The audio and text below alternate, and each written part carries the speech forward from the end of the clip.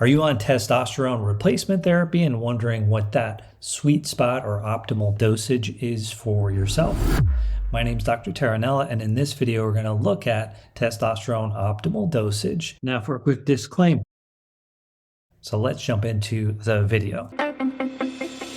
So today we're going to do a quick tip on testosterone optimal dosage. I get a lot of questions about testosterone and optimal dosing of testosterone, like I'm taking 50 milligrams twice a week and my number is 900. Is that good? This is another case where context is always key or critical to understanding whether or not this is the optimal dose for you. For instance, is it 900 nanograms per deciliter 1 day, 2 day, or 3 days after your shot? Possibly more. More importantly, what is your free testosterone? And more important than this is, how do you actually feel? Many people make the mistake of thinking that more testosterone is better for them, and higher testosterone is not always better. I've had many cases where lowering the testosterone dose actually improves someone's energy and how they felt day to day. There is a certain range you want to be above. Let's just say 500 nanograms per deciliter for the total. But beyond this, it's highly individualized. I have some patients that prefer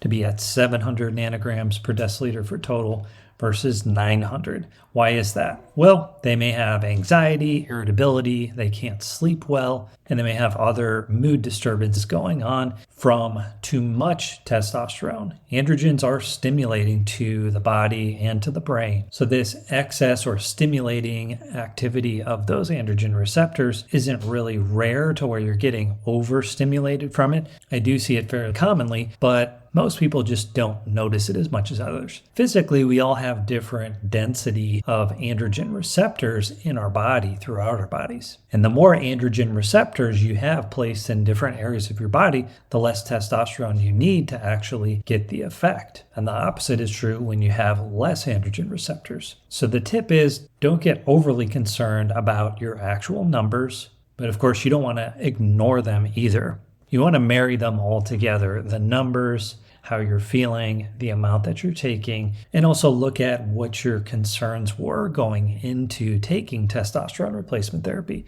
Were you hoping to have more energy, motivation, better libido, better erectile function?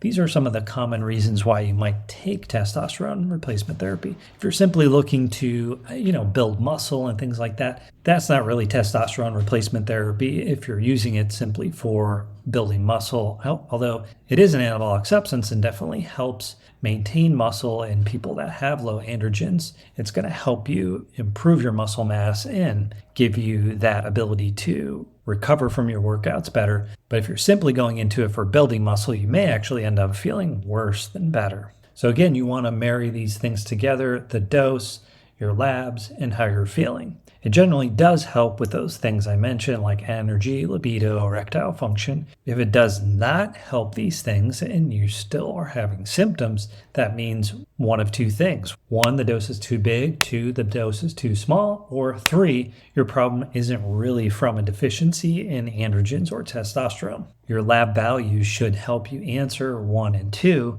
And then number 3 comes from doing a deep dive into understanding your overall health, not simply just looking at your testosterone levels.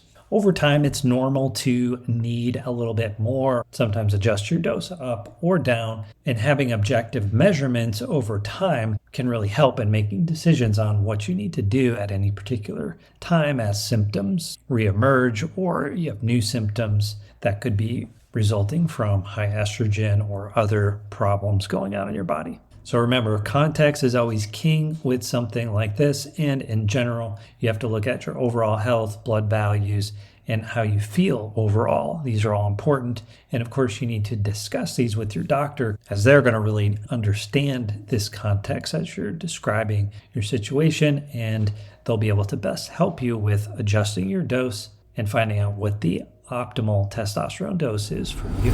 All right, that's all I had on this video about testosterone optimal dosage. If you have questions about this topic, drop it in the comment section. I'm happy to answer your question. Thanks again for watching. We'll see you next time.